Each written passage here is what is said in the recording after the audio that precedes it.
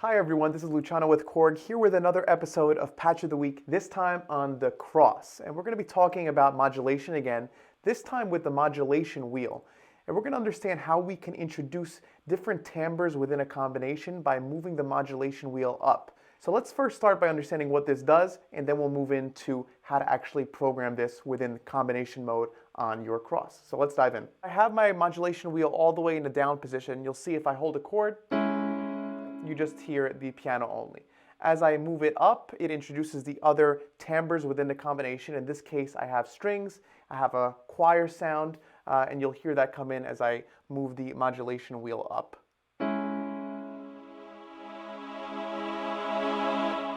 So that can be very useful in a live performance setting where you want to introduce a different sound, but you don't want to switch from the current combination that you're in. And it's actually pretty straightforward to program. So let's dive in and learn how to do it. So to go ahead and accomplish this, we're going to use actually an insert effect and route 3 out of the 4 timbres that I'm using in this combination through a stereo limiter. Now we're going to assign that stereo limiter to the modulation wheel in order to accomplish this effect. So first I just want to show you, I'm going to page over here, and you can see that timbre 1 is the grand piano. I have slow strings on 2, cathedral choir on 3, and another grand piano on 4, which I use to do a double octave in my left hand. So first comes first, we're going to go ahead and click the menu button, and we're going to come down here to the FX routing and click OK. So this screen is actually a really good visual of what's happening here, but we're sending timbres 2, 3, and 4 all through IFX number 2, which in this case is a stereo limiter. So I'm going to use my page plus button to go to the IFX tab here. And now we're going to go down to IFX number 2.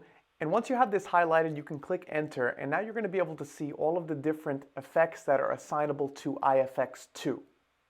And I'm going to select stereo limiter and click enter. All right, next step, we're going to go ahead and click the menu button again and come down to insert effects. And this is where we can dial in and change the parameters for each of the 5 available insert effects on the KROSS. So we're going to page over to IFX2, and there is the stereo limiter that we added, and we're going to come down to the gain. And we're going to drop the gain all the way and make sure that your source, you can click enter, is modulation wheel number 1. That's the wheel that we are programming to bring in those other timbres within the combination.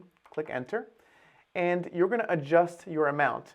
Now I have mine set to 42, but what this basically means is that when the modulation wheel 1 is all the way down, it's going to have no gain, so no sound for timbre 2, 3, and 4 of the combination. And as I push it up, it will then increase the volume of those 3 timbres that are going through the IFX. So it's a really cool way to just get some more variety within one combination. And again, you can route as many of your timbres through this IFX as you want. In this case, I just wanted to have the orchestral portion come through and add as I move the modulation wheel. But you can do it with as simple as 2 timbres within a combination.